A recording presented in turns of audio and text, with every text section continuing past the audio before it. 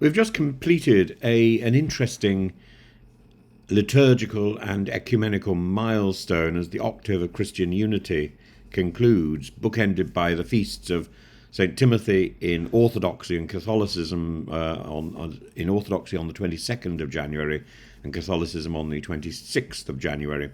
And Pope Francis has reaffirmed his appeal for a common date for Easter. And I think with the world in such a state and so much misery going on, a little bit of unity wouldn't be a bad thing at all. St. Timothy, after whom I'm named, offers us a lens through which to view the sort of human mission of unity and care.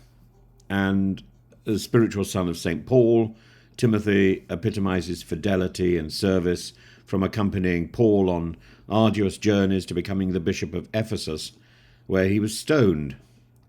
And his life, punctuated by martyrdom in AD 93, testifies to the transformative power of faith. And his letters to Timothy radiate his relationship of mentorship and encouragement, particularly the exhortation to be an example to the believers in speech, conduct, love, faith, and purity in 4:12. Such a model of leadership is a poignant reminder of the role that Christians should play in fostering unity in the middle of diversity. So this year, Pope Francis once again invited Christians worldwide to contemplate unity through a tangible symbol, a shared date for Easter, and he says he will accept whatever is proposed. The 2025 coincidence of the Gregorian and the Julian calendars provides an opportunity to align the liturgical celebrations, yet this proposal transcends mere calendar precision. It's a call to embody the spirit of the Nicene Creed, which binds Christians together.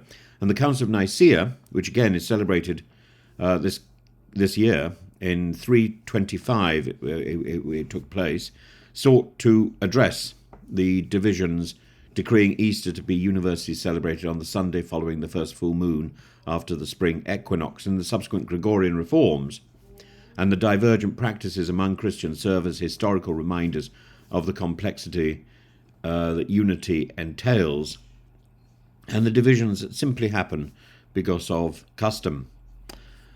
Timothy's martyrdom during a pagan festival in Ephesus is particularly instructive. He was trying to confront division between idol worshipping and the gospel and pay the ultimate price for his convictions. His steadfastness challenges us to approach ecumenical dialogue with the same courage. Unity, as Pope Francis observed, is not merely a human project, but a divine one. It requires faith that Christ, who prayed that they may all be one, will sustain our efforts even if the progress seems elusive. So the octave for Christian unity itself, rooted in the work of Father Paul Watson in 1908, underscores this spiritual journey.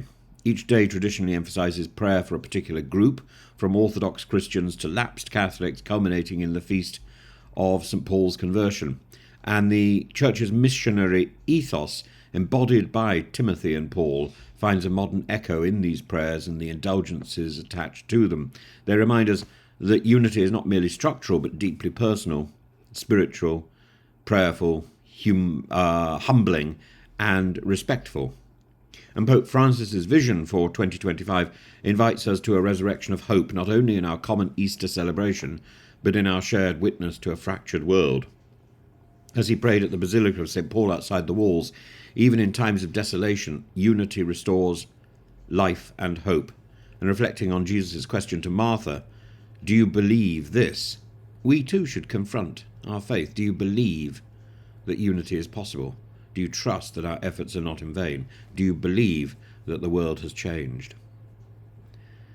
So, honouring St. Timothy's legacy and taking hold of the Pope's appeal, I think the challenge of ecumenism should be embraced with the fervour of the apostles and at this moment in history, a shared Easter, a shared Nicene reflection, should be a catalyst for deeper unity. Timothy's example, Paul's words, Christ's prayer, all compel us to move forward, trusting that unity is not merely an aspiration, but a promise.